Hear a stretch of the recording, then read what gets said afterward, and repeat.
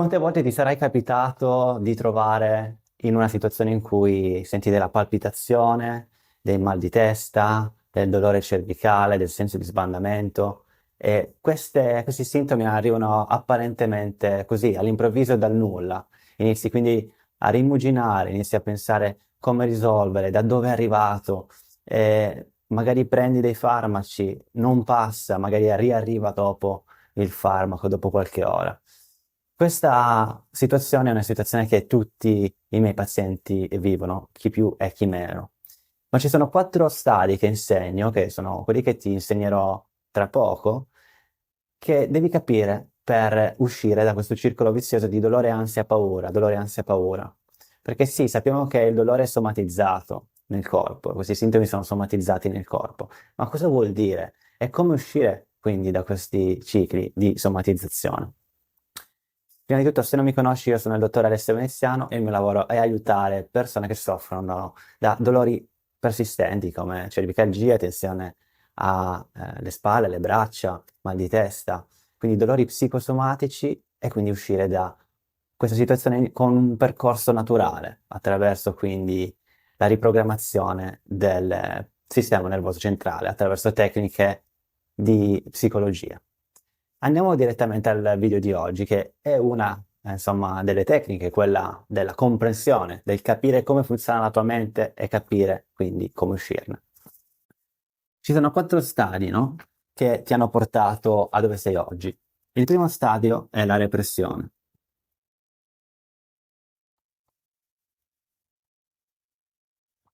E questa repressione è inconscia.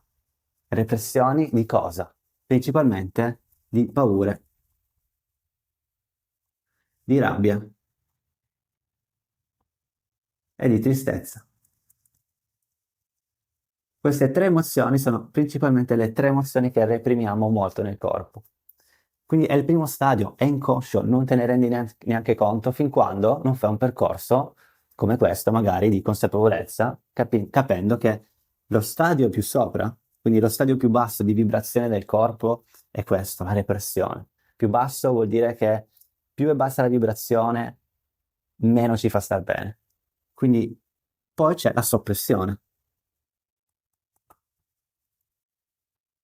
Soppressione. Di cosa? Delle stesse paure, rabbie e tristezze. Però questo è conscio.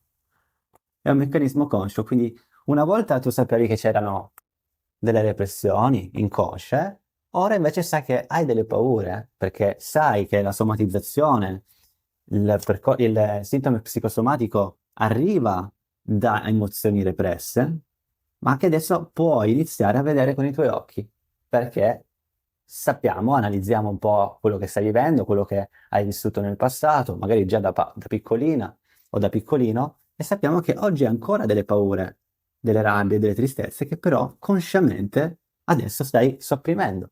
Come lo fai? Non pensandoci. Arrivano le cose che devi fare, magari dal tuo capo, magari al lavoro, se sei un'imprenditrice o un imprenditore, e ci sono costantemente delle cose da fare. Ma cerchi di pensare, di dire no, no, no, queste paure adesso le metto da parte, no, facciamo, facciamo, facciamo. Molte delle persone che arrivano in questo stadio di soppressione sono persone che continuano a fare senza fermarsi, senza ascoltare il proprio corpo, senza prendere delle pause e continuano, continuano, continuano, continuano. Questo porta a sintomi differenti. Non è un caso che ci siano delle palpitazioni, quindi senso di tachicardia, ansia, ansia. E dopo arrivano tutti i sintomi fisici. Guarda caso, molte volte nella zona del collo, senso di sbandamento, vertigini, uno pensa che magari ha un problema all'orecchio, un problema agli occhi, un problema addirittura al cervello, pensi l'impossibile, inizia a catastrofizzare, probabilmente sei anche ipocondriaco, ipocondriaca, perché tutto quello che senti nel corpo potrebbe essere una minaccia ed è normale avere questi sintomi, è normalissimo, non sei rotta, non sei rotto e non sei soprattutto più sensibile degli altri. È il tuo sistema nervoso che è andato in ipersensibilità a causa di molta repressione. Questa repressione, questa soppressione, ovviamente sono date da paure che potrebbero essere stati dei traumi, ok? Traumi psicofisici, piccoli o grandi. E poi andiamo su. Terzo stadio, quindi di consapevolezza, sempre dal più basso al più alto, l'espressione.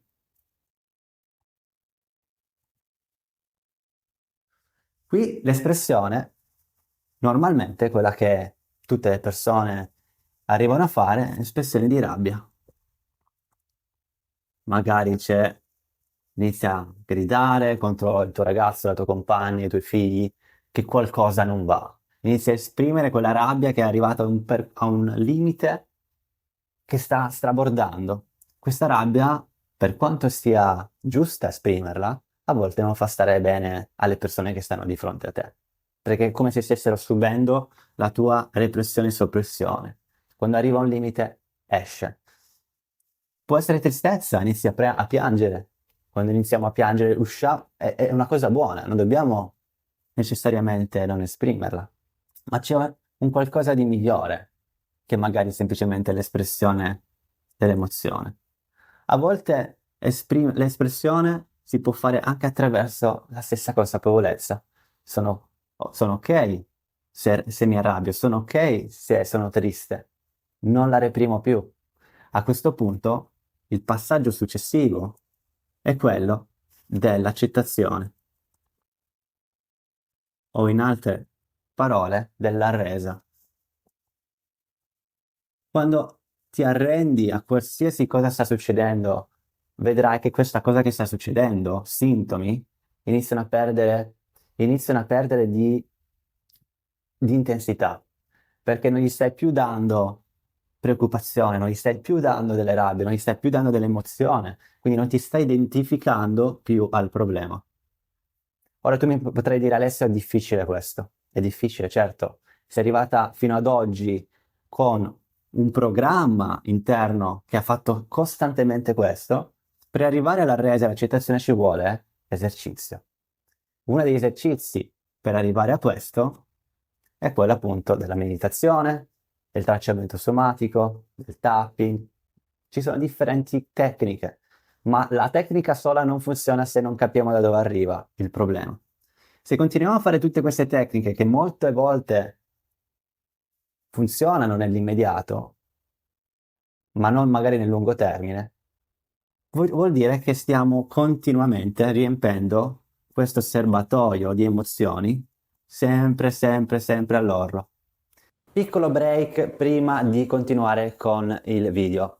Se soffri da cervicalgia persistente, probabilmente noterai che i sintomi e il disagio va verso a volte il mal di testa, senso di sbandamento, magari forte ansia. Questi sono tutti sintomi di un sistema nervoso ipersensibile. So quanto è difficile risolvere queste situazioni, soprattutto se non hai gli strumenti adatti, e se stai guardando questo video, il mio canale, sai che è possibile con degli esercizi, con una strategia mirata, mente-corpo. Sto aprendo delle posizioni da oggi in poi per persone che hanno questi sintomi e vogliono iniziare un mini percorso con me di 5 giorni dove ci vediamo una volta al giorno per 5 volte e ti do una guida su come risolvere queste problematiche. Questi 5 giorni sono unicamente per persone con cervicalgia e sintomi legati in questa zona del corpo. Se sei interessato o interessata a saperne di più, candidati su link che trovi qui sotto in descrizione e vediamo se posso essere di aiuto per il tuo caso in particolare. Il contributo è un contributo basso rispetto ai miei programmi, ma è per farti vedere che se iniziamo un percorso anche piccolo di strategia mirata per la tua problematica e personalizzata appunto per la tua persona, riusciamo insieme a risolvere una problematica che magari ti porti dietro da anni e riusciamo a risolvere una situazione che ti dà tanto disagio oggi. Vai nel link in descrizione e per adesso ti lascio guardare lì il video che stai guardando prima. A presto! Quindi queste tecniche, anche se le fai e continui ad avere questi sintomi, vuol dire che stai costantemente riempiendo questo serbatoio di paure, rabbia e tristezze. Da qualche parte o stai reprimendo, o stai sopprimendo, o stai esprimendo, se va bene, però sempre in modo negativo. La differenza tra questo stadio e tutti gli altri è che questo è l'unico inconscio. L'unico modo per entrare da questo inconscio è attraverso il percorso opposto. Non puoi entrare nell'inconscio se non entri prima nel tuo conscio.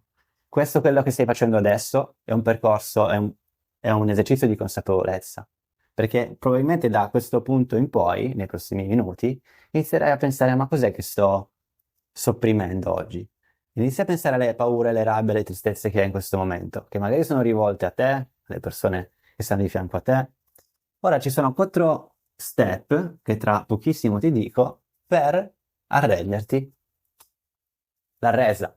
Pensati davanti, anzi, pensati sopra una zattera, in un fiume, e questa zattera, tu sei sopra la zattera, sdraiato, e il fiume ti porta alla deriva, ti porta di qua, ti porta di là, e tu sei sdraiato, tranquillo.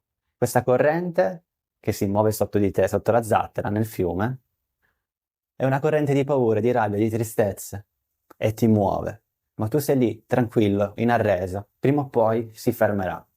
E questo è proprio quello che facciamo nel tracciamento somatico, che è una tecnica di meditazione che è usata per dare sicurezza al nostro inconscio, alle nostre paure, a chi ha creato tutto questo, quell'intelligenza all'interno di noi, che sta creando questo per proteggerti, per dire: fermati, c'è qualcosa che non va, non puoi continuare così.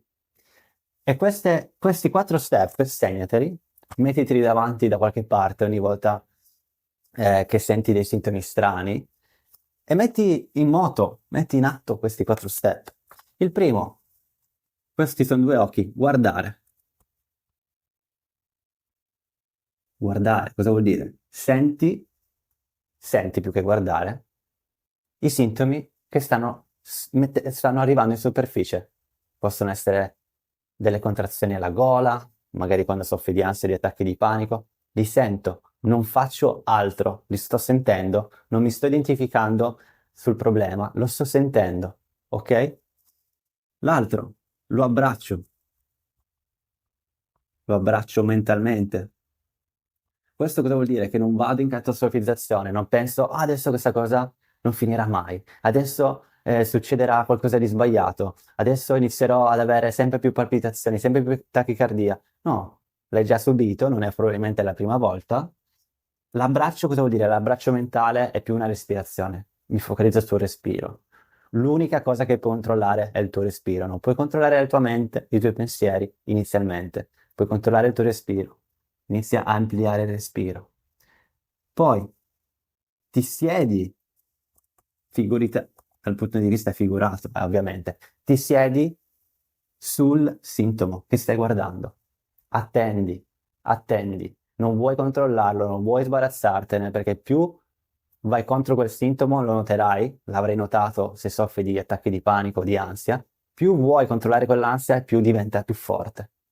Ma tu sai da dove arriva? Non è un problema, è psicosomatico, non è un problema di vita o di morte. Quindi ti siedi nel sintomo. Cosa vuol dire? Attendo, respiro, do dei messaggi di sicurezza all'interno di me. È tutto a posto, è tutto ok, so da dove arriva. E il quarto, quando il sintomo inizia a scendere, perché scenderà come è arrivato, scenderà. Quando inizia a scendere, continui con la tua vita. Continui, continui con quello che stavi facendo. Prendilo come un segnale di allerta del tuo sistema nervoso che ti dice: dovevi fermarti già prima, adesso te lo dico così, con questi sintomi forti. Se non l'hai visto perché ti è arrivato tutto all'improvviso, probabilmente non stavi vedendo che stavi somatizzando sopprimento e reprimendo molto nei giorni precedenti, perché non arriva tutto all'improvviso come pensi. C'è un build up, c'è una somatizzazione. Noi sappiamo che attraverso questo ne puoi uscire subito. Questo non vuol dire che sei curato, che è tutto finito, potrebbe ritornare fin quando non capisci questi meccanismi, da dove stai portando dentro queste emozioni. Questo è quello che faccio fare ai miei pazienti che soffrono di dolori persistenti al collo, ansia, senso di sbandamento. La prima cosa che ti farà stare male all'inizio è questo senso di ansia che arriva dal nulla. Ma ci sono delle tecniche come questa e altre che faccio fare uno a uno con i miei clienti che ti portano a riprogrammare questi sintomi. Una volta che sappiamo da dove arrivano, hai più controllo nella tua vita, quindi guardare le sensazioni, abbracciare quella sensazione in modo figurato attraverso il respiro, per esempio, e delle affermazioni. Ti siedi, attendi, non controlli, non vuoi modificare e poi ritorni alla vita che stai facendo. Però appena noti che ci sono delle paure, delle rabbie, delle tristezze, notale, basta solo quello. Nota un periodo in cui sei più stressata, ok? Vuol dire che mi devo prendere delle più pause, mi devo prendere un po' di respiro, devo fare magari degli esercizi di respirazione, ok? Non ci sono esercizi fisici particolari per uscire da questo problema. Quindi quello che ti dico di non fare, non cercare di modificare questa parte qui sotto attraverso massaggi, manipolazioni, farmaci, non serve niente di tutto ciò se soffri di dolori psicosomatici. Tu dirai, come faccio a sapere se è psicosomatico o no? O anche chiamato nociplastico, guarda il link in descrizione, c'è un'autovalutazione che puoi fare subito, così capisci se questo percorso che ti sto dicendo io fa per te. E se fa per te, puoi iniziarlo a fare già subito da stasera. Se vuoi invece un percorso più lungo, perché normalmente qua ci servono 1 o 2 mesi per riprogrammare un sintomo di questi generi, di questo genere, ansia, palpitazione, tachicardia, psicosomatica, ok? Servono 1 o 2 mesi, ma sai che puoi iniziare perché sei nella direzione giusta. Fammi sapere nei commenti quali sono i sintomi che ti fanno più paura. Molte persone sono gli attacchi di panico, le ansie, ovviamente arriva poi tutto il resto. Altre persone magari sono i sensi di sbandamento, vertigini, chi più, chi meno. Fammi sapere perché sono curioso e dimmi se questi video ti stanno aiutando. Iscriviti al canale perché più persone si iscrivono, più commenti arrivano, più riesco a targetizzare meglio quello che sto facendo per te, per aiutarti, per aiutarvi. E così che anche YouTube mi aiuta a diffondere queste cose molto importanti a chiunque, alle persone che stanno guardando video che magari sono più di fisioterapia classica dove sappiamo che non funziona per la maggior parte delle persone. Ok? Grazie per aver visto questo video e ci vediamo al prossimo. Te ne lascio uno qua che potrebbe aiutarti a entrare ancora di più nella pratica. Ciao!